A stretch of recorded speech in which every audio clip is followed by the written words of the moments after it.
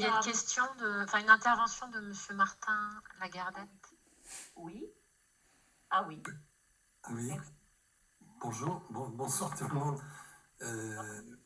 Oui, je suis donc journaliste, spécialisé dans les questions de déontologie et d'éthique dans ce domaine, mais par ailleurs intéressé beaucoup par l'épistémologie en général, philosophique, et je suis par ailleurs président d'une association qui s'appelle la Diversité Spirituelle.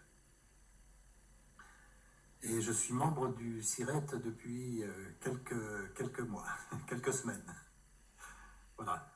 Donc j'ai beaucoup apprécié justement la profondeur des présentations qui ont été faites, parce que je vois qu'il y a eu il y a un travail vraiment intéressant, parce que c'est aussi ma préoccupation de relier le spirituel, le philosophique, mais aussi le politique et le familial, le social, etc. Toutes ces dimensions pour arriver à une dimension un peu intégrative de l'être humain. Et je voudrais simplement évoquer deux points. Premièrement, quand je repense, moi, à mon enfance, quand je me posais des questions, justement, il y a une question majeure qui dominait un peu toutes les autres, c'était ma révolte contre l'injustice du monde.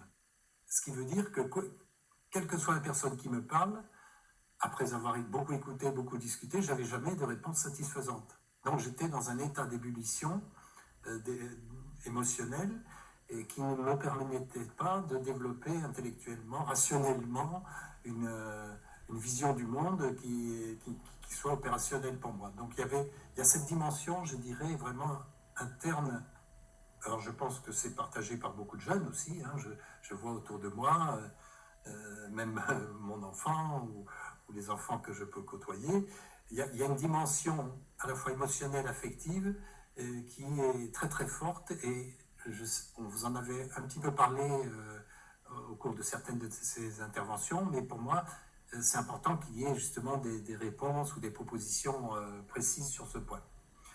La deuxième chose, c'est la question qui est vraiment mon dada, c'est la question de la conscience, l'esprit. Qu'est-ce que c'est l'esprit? Qu'est-ce que c'est notre conscience? Alors on a parlé un peu de connaissance de soi, certains ont évoqué cet aspect qui est important, effectivement. Quand on démarre un questionnement dans la vie, c'est important de savoir, mais qui pose la question en moi?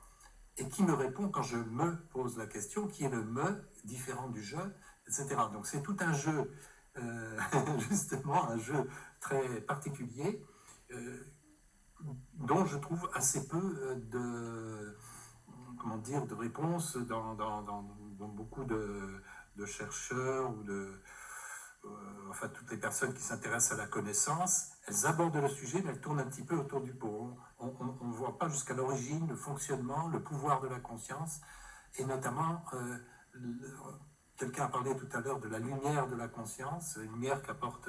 Qu'est-ce que c'est que cette lumière? Qu'est-ce que c'est que le sens qu'elle apporte?